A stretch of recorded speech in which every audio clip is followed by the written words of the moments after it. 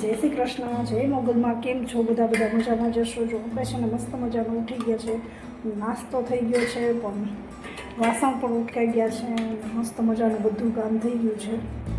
મહેમાન આવ્યા હતા એટલે આપણે શરબત બનાવી નાખ્યું છે વરિયાળીનું, એટલે મહેમાને પી લીધું એટલે એટલું વધ્યું એટલે આપણે ફ્રીજમાં મૂકી દે એટલે ઠંડુ રહીએ એટલે પાછું પીવા થાય. બરફ નાખીને મસ્ત મજાનું ઠંડુ એકદમ બનાવી લીધું વરિયાળીનું. ચાલો મૂકી દે ફ્રીજમાં.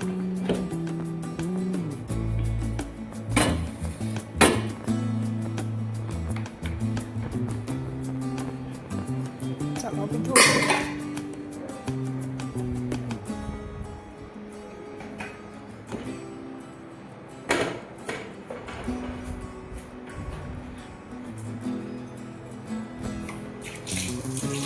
ગ્લાસ વીછળી નાખ્યા અને આપણે બનાવવાનું છે ડુંગળી બટેટાનું શાક.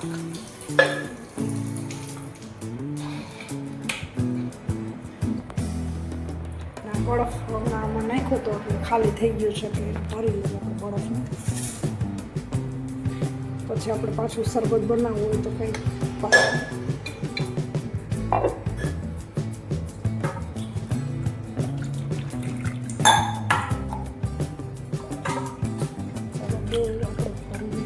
બે બરફ મૂકી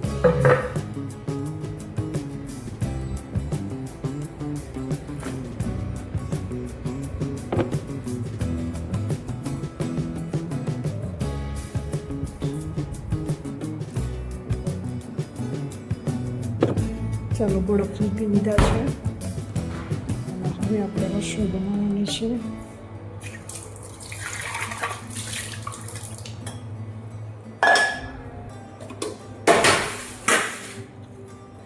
અહીંયા શરબત ઢોરાણું એટલે પોતમાં દીદીનું કમાળ. અનિરુદ્ધભાઈ તો કંઈ રહેવા જ ના દે.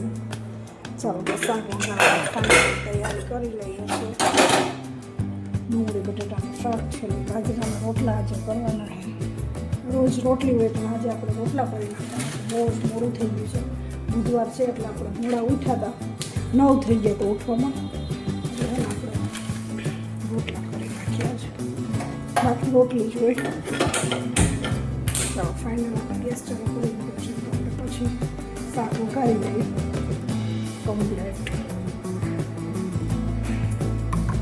ચાલો આપણે આમાં તેલ નાખી દીધું છે. તેલ ગરમ થાય એટલે આપણે જીરું નાખી શાક ઉગાડવાનું છે.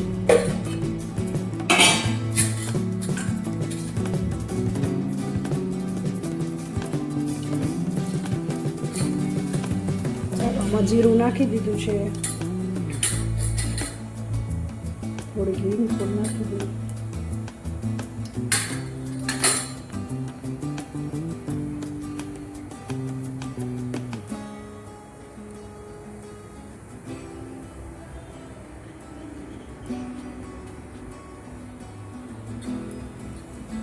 ચાલો હિંગ પણ નાખી દીધી છે.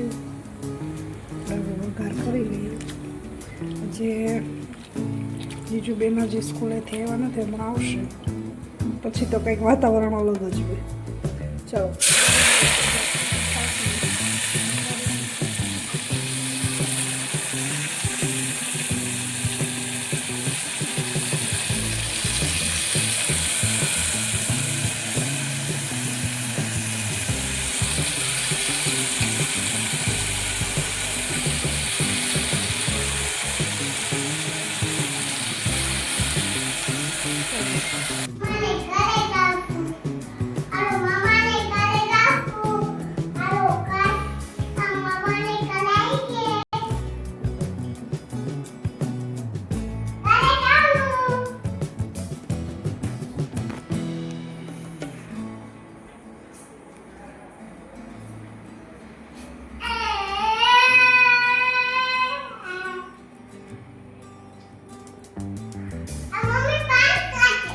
ગુડ મોર્નિંગ, જય શ્રી કૃષ્ણ.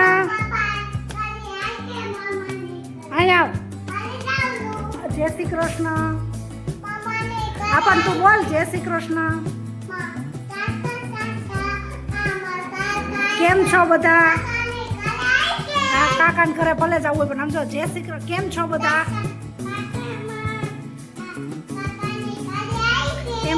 કેમ છો બધા? મજામાં? ચાલો બધા અહીંયા અમારી ઘરે વેકેશન કરવા.